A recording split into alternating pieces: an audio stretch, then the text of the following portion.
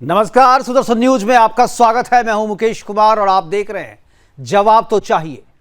जवाब तो चाहिए में आज हम बात करेंगे देवभूमि उत्तराखंड के मजारों पर चलने वाले बाहुबली के हथौरे की, उसके बुलडोजर की, जो देवभूमि की रक्षा के लिए चलाए जा रहे हैं।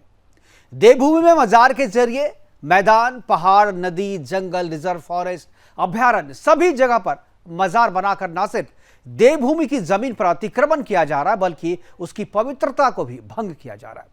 सूत्रों की माने तो देवभूमि में 2000 से ज्यादा अवैध मजारें हैं जो सरकारी जमीन पर अतिक्रमण करके बनाई गई हैं। इन मजारों के जरिए सैकड़ों एकड़ की जमीनें केवल नहीं कब्जाई गई हैं बल्कि इसके आसपास की जमीनों को भी धीरे धीरे मुस्लिम बस्ती में तब्दील कर दिया गया है। राजधानी देहरादून के मैदानी इलाकों में तो छोड़ दीजिए आप, हजारों जो मजार गैंग के लोग हैं, मैदान तो मैदान, पहाड़ और पहाड़ियों पर भी मजार बना रहे हैं। ऋषिकेश, हरिद्वार जैसे हिंदू तीर्थ स्थल को भी मजार का बाजार बना के खड़ा कर दिया गया है। उत्तराखंड के बाहुबली मुख्यमंत्री श्री पुष्कर सिंह धामी ने अवैध मजारों पर कड़ा रुख अपनाते हुए करीब 1000 अवैध मजारों को चिन्हित कर उसे बुलडोज करना शुरू किया है और अभी तक 400 से ज्यादा मजारों को बुलडोज कर दिया गया है। और आश्चर्य की बात यह कि अब तक जितने भी मजारों को बुलडोज किया गया है, किसी भी मजार के भीतर से किसी मानव की लाश या उसके अवशेष अभी तक नहीं मिले हैं। मतलब ये कि सभी के सभी मजार जो थे वो नकली थे। इससे साफ है कि सारे के मजार ये जो थे वो सारे जमीन कब्जाने की नीयत से बनाई गई थी या बनवाई गई थी। मजार केवल मजार नहीं है, वह केवल जमीन पर कब्जा करने का एक हथियार भर नहीं है बल्कि इस मजार के साथ साथ मुसीबत की एक पूरी टोली भी उस इलाके में चली आती है जिस इलाके में एक मजार बनाई जाती है। पहले मजार पर चादर चढ़ाई जाती है, फिर उसका रखवाली करने के लिए कोई फकीर पैदा हो जाता है, फिर उसका प्रचार किया जाने लगता है और मजार से चमत्कार को जोड़कर कहानी गढ़ी जाने लगती है। फिर मजार के आसपास की जमीन पर पहले एक झुग्गी बनती है, फिर दूसरी, तीसरी और फिर पूरी बस्ती बसा दी जाती है। बांग्लादेशी घुसपैठियों और रोहिंग्याओं के देवभूमि में घुसपैठ करने की खबर पहले भी हमारे बीच आ चुकी है और यही घुसपैठिए बाद में वोटर बन जाते हैं। इनकी आबादी बढ़ने लगती है और फिर इसी आबादी से क्षेत्र की डेमोग्राफी बदलने लगती है। लूट, हत्या, बलात्कार जैसे अपराध के साथ साथ लव जिहाद की घटनाएं भी इन इलाकों में बढ़ने लगती है। आज अपने प्रोग्राम में हम बात करेंगे कि क्या अवैध मजार के जरिए देवभूमि को दानव भूमि में बदलने की साजिश चल रही है। क्या धामी सरकार अवैध मजारों को ध्वस्त कर देवभूमि में आई मुस्लिम आबादी की बाढ़ को रोक पाएगी? और अवैध मजारों को तो तोड़ दिया जाएगा, लेकिन क्या इसे बनाने वालों पर भी कभी कोई कार्रवाई होगी? करेंगे चर्चा और चर्चा के लिए हमारे साथ कुछ मेहमान होंगे, उनसे आपका परिचय करवाएंगे। लेकिन पहले मजारों पर चलने वाले बुलडोजर और हथौड़ों पर हमने एक रिपोर्ट तैयार की है, उस रिपोर्ट को पहले देखते हैं और उसके बाद मेहमानों से आपका परिचय करवाएंगे और चर्चा की शुरुआत करेंगे। देखते हैं एक रिपोर्ट।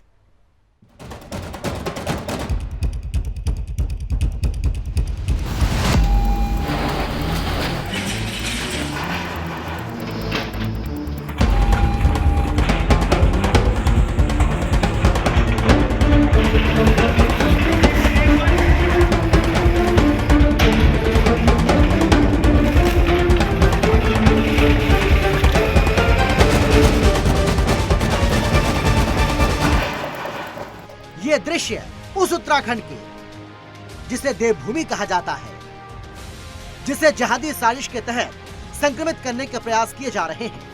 अवैध मजारों के नाम पर लैंड जहाद कर देवभूमि की जमीन को कब्जाने के प्रयास किए जा रहे हैं। लेकिन अब उत्तराखंड के मुख्यमंत्री पुष्कर सिंह धामी का बुलडोजर इन अवैध मजारों पर गरज रहा है।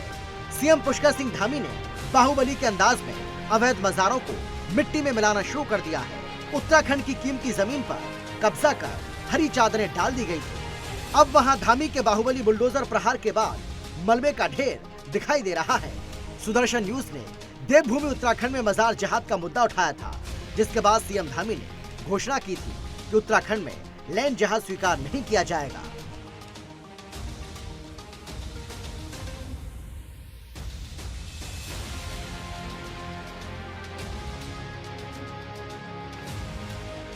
इसके बाद धामी का बुलडोजर अवैध मजारों पर गरजना शुरू हो चुका है। सीएम धामी 1000 से ज्यादा अवैध मजारों को चिन्हित कर चुके हैं, जिसमें से 400 के लगभग मजारें तोड़ी जा चुके हैं और मिट्टी में मिलाई जा चुके हैं। भाइयों बहनों, इस प्रदेश के अंदर 1000 से भी ज्यादा स्थान ऐसे निकले जो अनावश्यक रूप से, जो अभी हमने चिन्हित किया है, ये जगह जगह पर कहीं पर मजार बना दी गई है, कहीं पर कुछ और बना दिया है। सूत्रों से ये भी जानकारी मिल रही है कि आपराधिक तत्वों ने कुछ मजारों के नीचे अपने आपराधिक प्रमाणों को भी दफन किया हुआ है। ऐसे में धामी सरकार को चाहिए कि अवैध मजारों के ध्वस्तीकरण के बीच इस बात की भी जांच की जाए कि कुछ मजारों के नीचे दबी लाशों की जो बात सामने आ रही है उसकी भी जांच हो।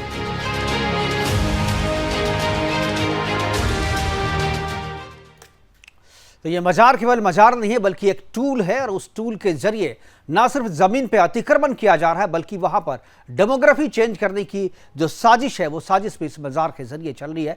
करेंगे चर्चा और हमारे साथ चर्चा को आगे बढ़ाने के लिए 4 मेहमान जुड़ गए हैं। उन मेहमानों से आपका परिचय करवा दो। यतीन्द्रानंद गिरी महाराज हैं, हिंदू धर्मगुरु के रूप में हमारे साथ जुड़ रहे हैं। विनोद सुयाल है, प्रवक्ता बीजेपी के। इसके अलावा लखपत बुटेला जी हैं, कांग्रेस के प्रवक्ता। और हाजी नाजिम खान है, मुस्लिम स्कॉलर के तौर पे। और चर्चा की शुरुआत जो है मैं हाजी नाजिम खान से ही करना चाहूँगा।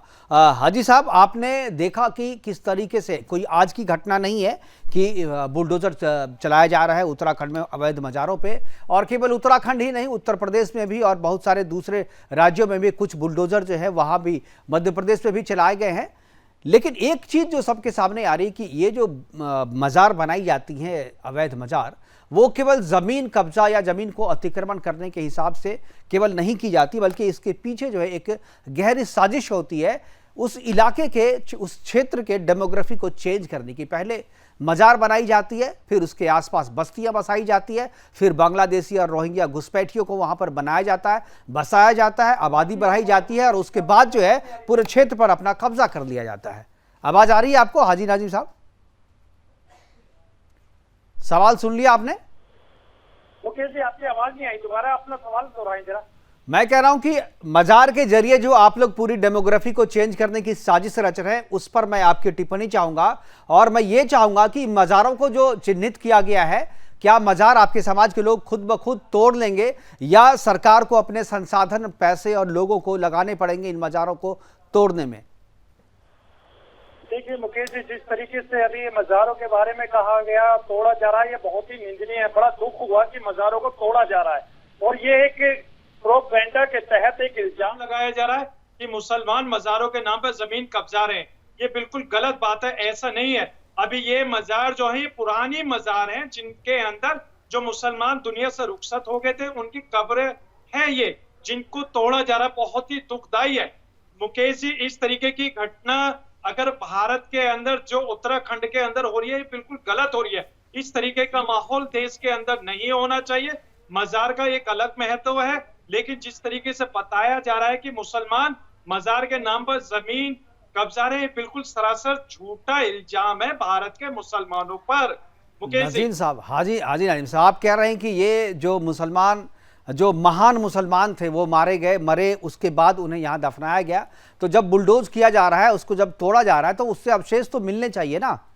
तो वहाँ पर कोई लाश भी नहीं मिल रही है, वहाँ पर कोई हड्डी भी नहीं मिल रही है, किसी भी तरीके का मानव अवशेष मजार के भीतर में अभी तक नहीं मिला है। 400 मजारों को ध्वस्त किया जा चुका है, लेकिन कोई भी मानव शेष जो है वो उसमें नहीं मिला है। तो यही कहेंगे ना कि ये मजार केवल जमीन कब्जाने के लिए किया गया था, डेमोग्राफी को चेंज करने के लिए। अगर सही में मजार होती वहाँ पे तो कुछ तो मिलता भीतर से। देखिए मुकेश जी, बिल्कुल ये सवाल आपने मुझसे करा जी, आप ही से पूछा, आप ही प्रोटेक्ट कर रहे हैं ना। जी जी जी मुकेश जी, देखिए जिस तरीके से आप बता रहे हैं कि कब्र के ये जो मजार तोड़ी जा रही है, इनके अंदर से कोई अवशेष नहीं मिला। अब ये पुरानी मजारें हो चुकी हैं तो इसमें अवशेष कहाँ मिल पाएंगे। लेकिन हाँ, जिन कब्रों को तोड़ा गया है, पुरानी मजार हो जाएंगी तो उसमें अवशेष नहीं मिलेंगे। नहीं तो लाखों वर्ष पुरानी हो गई है। कितनी गजब बात कर रहे हैं। थोड़ा तो सेंसेबल बात कीजिए हाजी नाजिम साहब, पढ़े लिखे लोग देख रहे हैं, सुन रहे हैं आपको। नहीं मुकेश जी, आप अगर बात को अगर समझे तो ये बताइए कि जब उसके अंदर आप कह रहे हैं कि अवशेष नहीं मिल रहे, क्या उस तरीके की खुदाई करी गई है उसके अंदर कि उसको अवशेष निकाले जाए? लेकिन ऐसा मत कीजिए, सब जगह खुदेगा, जहाँ जहाँ कहेंगे वहाँ खोद दिया जाएगा, खोद के निकालेंगे अवशेष को। लेकिन अभी जहाँ जहाँ सरकार ने खुदाई की है वहाँ पर अवशेष नहीं मिले हैं और सरकार के पास सुनिए मुकेश जी, अब मैं आपको बताता हूँ, जहाँ जहाँ ये मजारें तोड़ी जा रही है, क्या वहाँ पर खुदाई करी जा रही है? नहीं करी जा रही है। सिर्फ बर्फबारी ऊपर से तोड़ के मजारों को नुकसान पहुंचाया जा रहा है। मुस्लिम आस्था को ठेस पहुंचाने का काम उत्तराखंड की सरकार कर रही है। इस तरीके का माहौल देश के अंदर नहीं होना चाहिए। ये मजार अवैध कहां से? अरे जो मुसलमान जो शहीद हो गए या दुनिया से रुखसत हो गए, उनकी कब्रें हैं। अगर उन कब्रों को अगर आप तोड़ेंगे तो देश के अंदर एक नफरत का जितने माहौल मुसलमान पैदा हैं होगा। सबके मजार बना और दिए जाएं, जितने मुसलमान मरे सबके मजार बना दिए जाएं। अरे कब्रिस्तान ओके दिया जी। ना दफनाने के लिए, ओके वहां जी। दफनाओ जाकर के। ओके। पहाड़ पे क्यों दफना रहे हो? अगर वो सामान्य ओके मुसलमान जी। है तो ओके पहाड़ जी, पे क्यों दफना मुसलमान करके मजार अगर- क्यों बना रहे हो? ओके अगरबत्ती जी, क्यों अगर लगा रहे हो? मुसलमान चादर अगर क्यों चढ़ा रहे हो भाई? पहाड़ पे रह रहा अरे तो उनके सुनिए, परिवार के लोग हैं ना, वो पहाड़ अपनी पे जगह तो अगर वो दुनिया से रुखसत हो गया तो उसकी कब्र कहाँ बनेगी? अरे पहाड़ पे ही तो बनेगी मुकेश जी। अगर वो पहाड़ पे रह रहा है, पूजा पाठ कर रहा है, अल्लाह का नाम ले रहा है, पहाड़ पे कहां अगर से वो रहने मर के? गया- चलो क्यों सुन नहीं लिया आपने, रहते कुछ भी मुकेश बोल जी? देते हो हाजी, कुछ भी बोल देते हो आप। मैं यतीन्द्रानंद तर्क गिरी पे जी बात सुन कर रहे हैं रहा हूँ, आपको, मुकेश जी, धर्मगुरु तर्क हैं, पे बात उनको कर रहा हूँ, तर्क जानकारी है। ठीक है, एक बार जवाब दे लीजिए यतीन्द्रानंद जी। क्या आपको लगता है जिस तरीके से हाजी नाजिम कह रहे हैं कि वो जो है कब्र है और मुसलमान अगर मरेगा तो कहाँ, अगर पहाड़ में रहने वाला है तो पहाड़ में ही दफनाया जाएगा, क्या आपको लगता है दोनों एक बातें हैं? पहाड़ पे दफनाया गया और जिस तरीके की मजारें ध्वस्त की जा रही है, दोनों एक जैसी चीजें हैं? देखिए मुकेश जी, जन्म और मृत्यु सभी के हैं जी। हिंदू जब मरता है तो किसी न किसी शमशान में उसका संस्कार होता है। मुसलमान मरता है तो कब्रिस्तान में उसका संस्कार होता है। जंगलों में जहां 20-20, 25-25 किलोमीटर दूर तक रिजर्व फॉरेस्ट है, आदमी का कोई मतलब नहीं है तो मजार वहां कहां से आ गई? और कब्र और मजार में तो फर्क होता है। मजार हो सकता है किसी पीर पैगंबर की हो, लेकिन जहां तक मुझे मालूम है कि इस्लाम में मजार कुफ्र है। मजार कुफ्र इस्लाम में मानी गई है। इस्लाम मजार को स्वीकार नहीं करता है। इस्लाम जो है पक्की बनी हुई कब्र को भी स्वीकार नहीं करता है। ये मजार वाला विषय मैंने उत्तराखंड के मुख्यमंत्री जी के सामने रखा था। ये मैंने ही विषय रखा। बिल्कुल बिल्कुल। फिर मैंने मीडिया में भी ये विषय रखा। इस्लाम ने तो बद्रीनाथ को भी पता नहीं कौन बकरुद्दीन, कौन बकरादीन, क्या नाम था, कि ये उनकी यहाँ उनका स्थान है।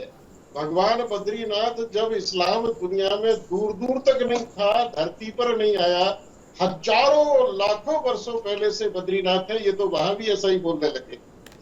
और मुझे इस बात की चिंता है कि देवभूमि उत्तराखंड, जिसकी पवित्रता ब्रिटिश गवर्नमेंट ने रखी, ये सोची समझी साजिश है कि देवभूमि उत्तराखंड का इस्लामीकरण किया जाए।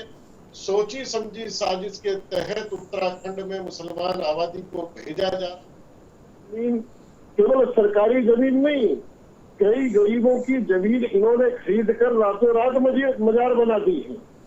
मजार 2000 नहीं है, 10-20 हजार मजार पूरे उत्तराखंड में बन चुकी है और ये सारी की सारी टूटनी चाहिए। देवभूमि में मांग करता हूं कि देवभूमि उत्तराखंड सनातन हिंदू संस्कृति की आत्मा है। दुनिया भर का, पूरे विश्व का समुदाय जो सनातन हिंदू संस्कृति से जुड़ा है, बेशक वो हिंदू ना हो, लेकिन उसके बाद भी कहीं योग के माध्यम से, कहीं हिमालय के माध्यम से वो उसमें आध्यात्म ढूंढता है। मैं मांग करता हूं कि गैर सनातनी किसी भी प्रकार की आबादी हो, किसी भी प्रकार का क्रियाकलाप हो, किसी प्रकार की गतिविधि हो, उसको प्रतिबंधित किया जाए। उत्तराखंड देवभूमि केवल हिंदू और सनातनी आध्यात्म योग के लिए संरक्षित किया जाए।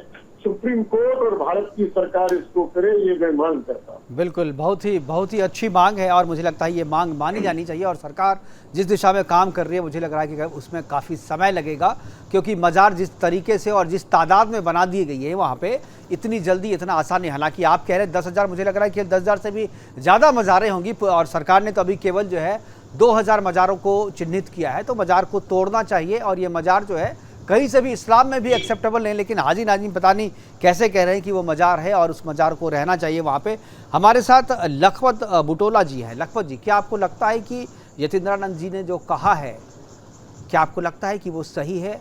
देवभूमि को केवल हिंदुओं के लिए, सनातनियों के लिए रखना चाहिए।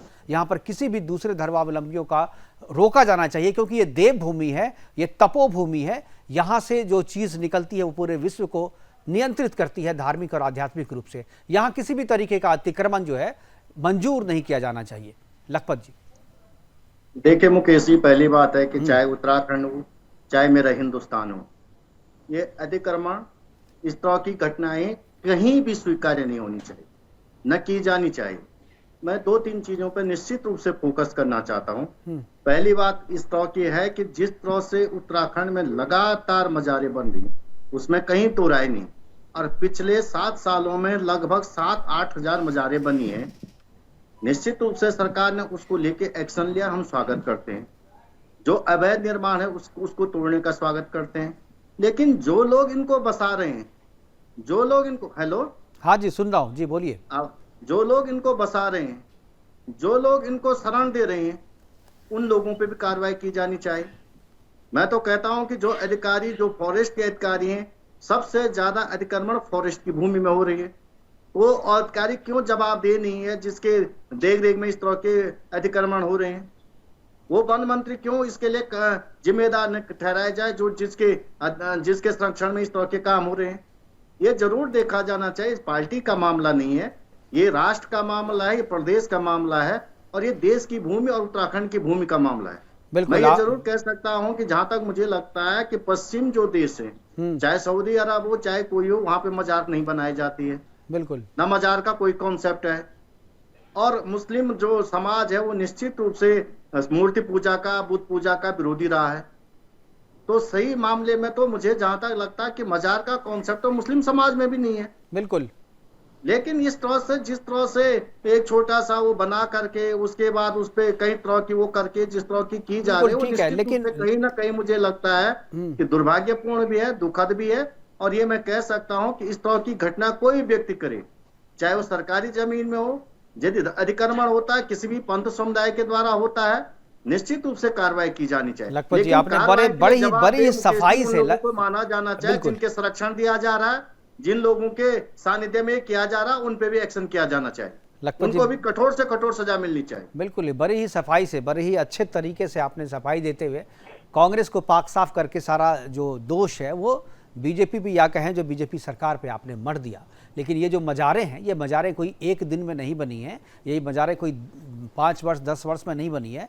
दशकों से ये मज़ारें जो है वहाँ पर उत्तराखंड में बन रही हैं, अब नई भी बन रही हैं। और इसके लिए केवल जो है बीजेपी को जिम्मेदार नहीं, कांग्रेस को भी जिम्मेदारी लेनी चाहिए, क्योंकि वहाँ पर 5 साल कांग्रेस, 5 साल बीजेपी का चलन रहा है, अभी आकर के कंटिन्यू की है ना धामी सरकार।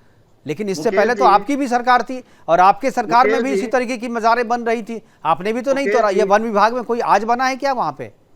जी मुकेश जी, मैं थोड़ा सा जवाब दे दूं जी। मैं पहले स्वामी जी को प्रणाम करता हूं, उसके बाद मैं आपसे एक लाइन जरूर कह सकता हूं कि आपने एक लाइन कही मुझसे। देखो, मैं तो बद्री धाम का रहने वाला हूं, चमोली का रहना हूं, जहां सनातन संस्कृति के लिए, जहां तो कहा जाता है कि हर कंकड़ में शंकर है, जहां हर नदी माँ गंगा है, हम उस भूमि से आने वाले हैं और सनातन संस्कृति में कहीं वो नहीं है। लेकिन ये जरूर मैं कह सकता हूं, आप इस मामले को कांग्रेस बीजेपी मत कीजिए। अगर ऐसा है करना, इस प्रदेश के अंदर 13 से 14 साल भाजपा की सरकार रही, पिछले 7 सालों का रिकॉर्ड उतना है, सबसे ज्यादा। अगर रोहिंग्या यहाँ पे आ रहे हैं तो कौन सा रोहिंग्या पकड़ा गया है? ये जिम्मेदारी किस सरकार की है?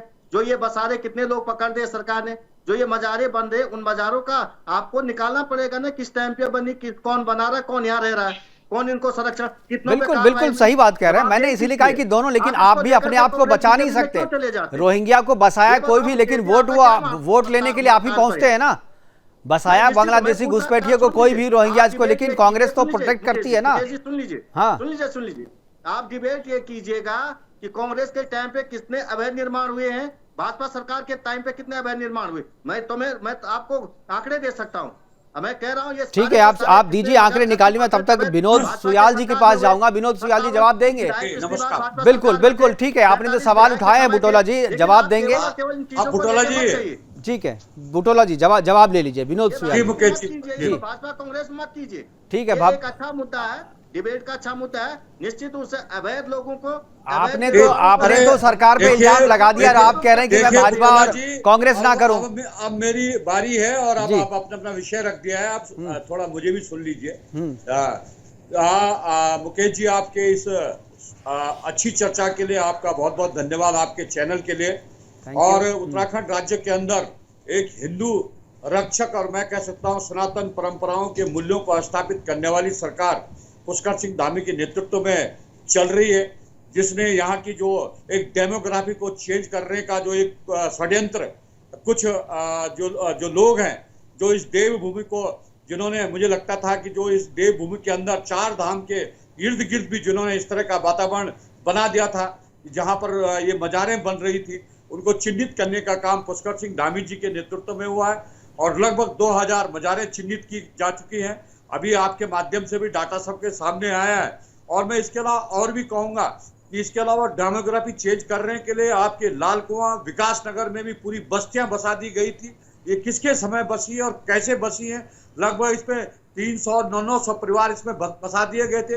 मैं देहरादून की अगर आपको डेमोग्राफी बताऊं तो देहरादून उधम सिंह नगर और हरिद्वार के अंदर लगभग जो है तो 72% धर्मपुर विधानसभा के अंदर इस समय वोट बैंक में परिवर्तन हुआ है। इतने लोग यहाँ पर आए। सुन लीजिए, नहीं, मैं आऊंगा आपके पास, बोलने दीजिए, विनोद जी को बोलने दीजिए, मैं आऊंगा लखपत जी आपके पास। लखपत जी मैं आऊंगा आपके पास, लखपत जी मैं आऊंगा बारी बारी से। Please please please Lakhpat ji please, इस तरीके के डिबेट मैं नहीं करता। प्लीज लखपत जी मैं आऊंगा आपके पास, जवाब ले लूंगा आपसे। प्लीज एक बार विनोद जी को बोलने दीजिए। लखपत जी का जरा आवाज ऑडियो डाउन कीजिए। जी जी ये बताएं आप। विनोद सुयाल जी बोलिए। मैं आपको यही नहीं कह रहा हूँ, दिलचस्प ये है, बीच में मत बोलिए, बीच में मत बोलिए लखपत जी, आप एक बीच मत बोलिए। यही दिलचस्प नहीं है, सबसे खतरनाक ये है कि एक मजार के पीछे ऐसा लग रहा है जैसे उसकी एजेंसियां अलग अलग स्थानों पर हो। जैसे अल्मोड़ा में एक मजार है तो घोड़े की मजार दूसरे स्थान पर बढ़ा दी गई है। और जैसे पीर बाबा सैयद बाबा की पचवा दून के अंदर उसके अंदर एक मजार है। या लखपत जी आपका ऑडियो नहीं आ रहा, प्लीज आप शांत रहे, मैं आऊंगा आपके पास। लखपत जी प्लीज। जी विनोद के अंदर सैयद पीर बाबा के नाम से 6000 मजारें बना दी। जैसे इसके बिल्कुल एजेंसियां बिल्कुल बांट दी गई हूँ। मुझे लगता है कि ये एक सोची समझी षड्यंत्र है। ये लव जिहाद के साथ एक लैंड जिहाद भी है। और इस तरह से उत्तराखंड की डेमोग्राफी, अगर इसको पुष्कर सिंह धामी जी जैसे जो हिंदू रक्षक और जो सनातन रक्षक हैं, कांग्रेस पार्टी ने अपने शासनकाल में अंदर अगर आप देखेंगे तो जो रिजर्व फॉरेस्ट था, जहां मनुष्य जाने के लिए प्रतिबंधित था, जहां केवल बाघ और शेर रह सकते थे, उन स्थानों पर भी मझवार बनवाने का संरक्षण कांग्रेस पार्टी के जमाने हुआ है। और इस समय सरकार ये अच्छा काम कर रही है, इसके लिए इसकी प्रशंसा की जानी चाहिए। 4 धाम के अंदर भी इस तरह की स्थिति जब तैयार हो रही है तो मुझे लगता है कि ये कोई राजनीतिक मामला नहीं है, ये बहुत गंभीर मामला है। ये सीमावर्ती क्षेत्र है उत्तराखंड राज्य, और ये सनातन परंपरा का एक पवित्र स्थान है, योग का स्थान है, धर्म का स्थान है। इस स्थान पर किसी भी तरह से ऐसे रहेंगा और इस तरह के जो कलकुट प्रयास कर रहे हैं उसमें अवैध निर्माण हो रहे हैं। अपनी वोट बैंक के लिए। लखपत जी मैं आऊंगा आपके पास। हमारे साथ यतीन्द्रानंद गिरी जी हमारे साथ है। मैं बारी बारी से आऊंगा, मैं आपके पास बारी से आऊंगा। महाराज जी के पास एक बार जाता है। जो लिया गया 1980 में जो सर्वे हुआ था। विनोद जी एक बार महाराज जी को सुनते हैं। जी महाराज जी, मेरा एक सवाल है आपसे कि जिस तरीके से मजार को आपने किया, मजार के खिलाफ हम लोगों ने भी मुहिम चलाई थी, पूरे देश में चला रखी है और आज भी हमारी ये मुहिम चल रही है अवैध मजारों के खिलाफ। और उत्तराखंड में आपने बहुत अच्छा काम किया, मुख्यमंत्री और सरकार को कन्विंस किया और कार्रवाई हो रही है। लेकिन जो डेमोग्राफी बदलने की साजिश चल रही थी मजार के जरिए, मजार को तो तोड़ दिया जाएगा, लेकिन मजार को बनाने वाले और मजार के साथ जो लोग आकर के बसे हैं, जो डेमोग्राफी को चेंज कर रहे हैं, असल खतरा तो उनसे है। मजार को आप तो आज हटा देंगे, मजार कल दूसरी जगह हो सकता है वो बना ले, लेकिन उन लोगों पे क्या कार्रवाई हो जिन्होंने इसे बनवाया, जिन्होंने इसे बनाया, और उस मजार के साथ जो बस्तियां बस गई हैं, जो आज वोटर के रूप में पूरे डेमोग्राफी को चेंज कर रही है, पूरे राजनीतिक हिसाब किताब को गड़बड़ा रही है, उसके लिए क्या इलाज होना चाहिए? देखिए, ये देवभूमि है उत्तराखंड। यहाँ भगवान बद्रीनाथ, केदारनाथ, तुंगनाथ, गंगोत्री, यमुनोत्री कितने गिनाए। माँ नंदा देवी की व्यास यात्रा यहाँ निकलती है, जागेश्वर महादेव, हरिद्वार, ऋषिकेश जैसे तीर्थ हैं। और विश्व के लिए ये हिमालय जैसा दिव्य पर्वत है। विश्व का हर व्यक्ति ये चाहता है कि मैं कुछ क्षण हिमालय की गोद में बैठकर थोड़ा ईश्वर का ध्यान कर सकूं।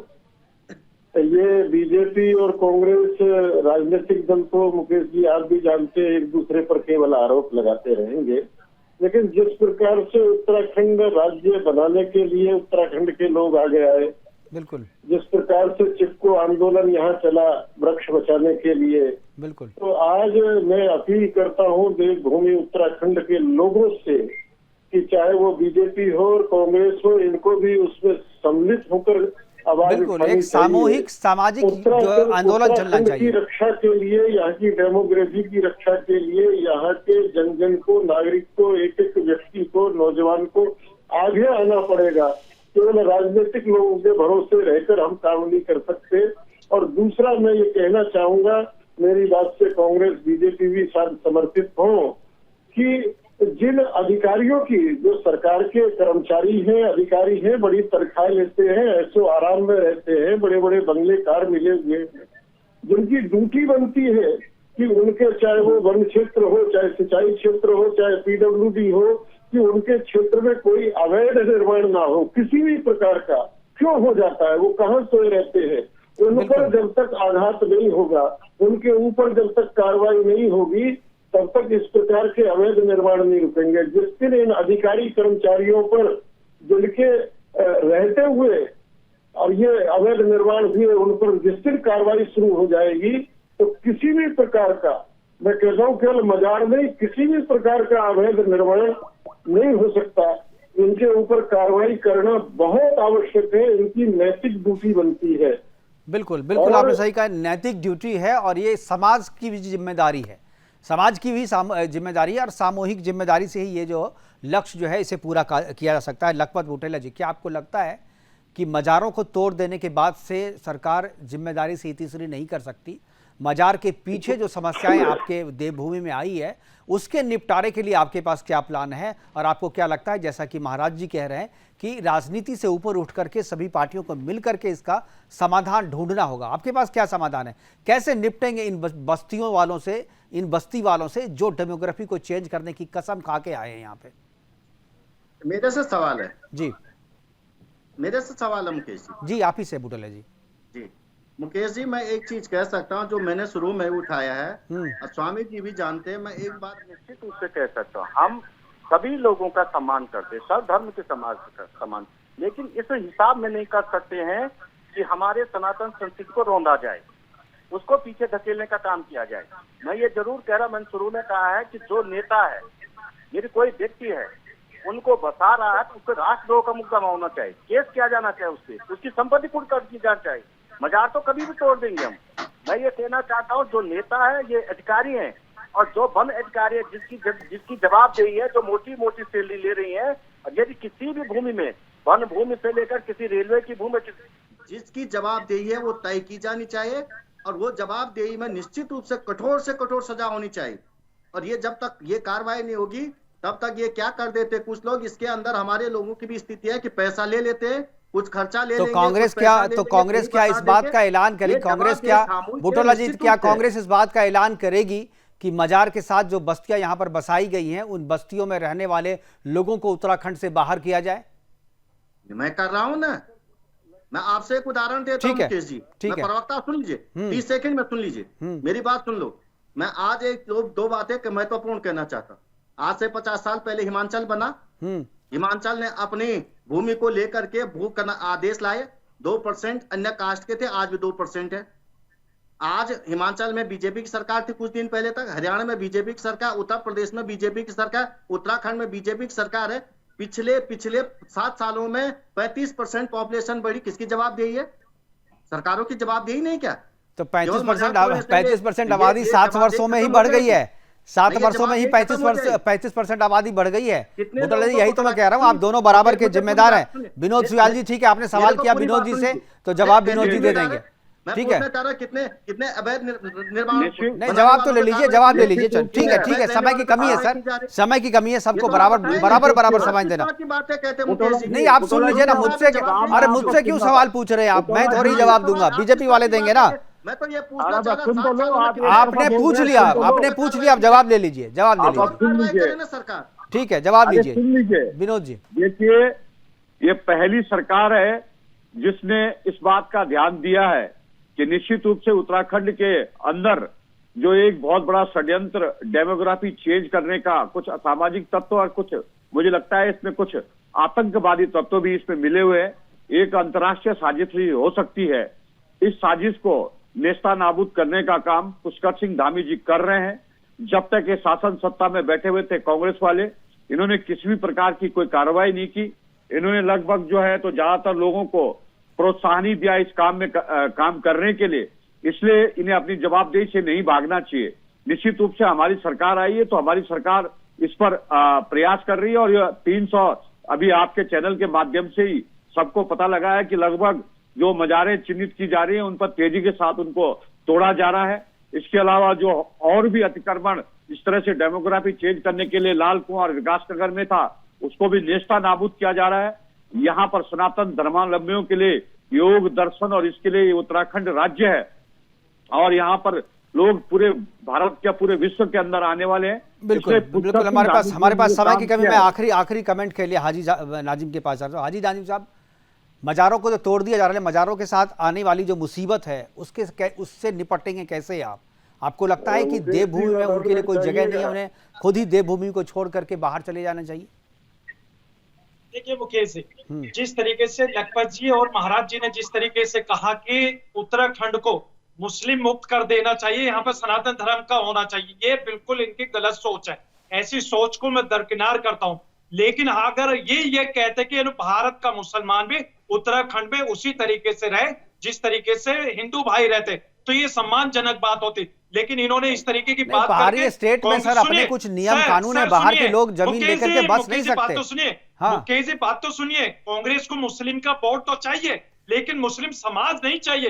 ये दो तरफा जो मुंह है ना, अरे नहीं चाहिए भाई, उत्तराखंड में कांग्रेस को मुस्लिम का वोट नहीं चाहिए। उत्तराखंड के सर, मैं उत्तराखंड की बात कर रहा हूँ। लखपत जी ने जो बात कही है, मुस्लिम समाज का तो वोट चाहिए लेकिन मुस्लिम समाज नहीं चाहिए। उसी तरीके से महाराज जी ने कहा है कि यहाँ पर सनातन धर्म वालों को ही इजाजत दी जाए। ये बताइए, भारत का मुसलमान क्या भारतीय नागरिक नहीं है?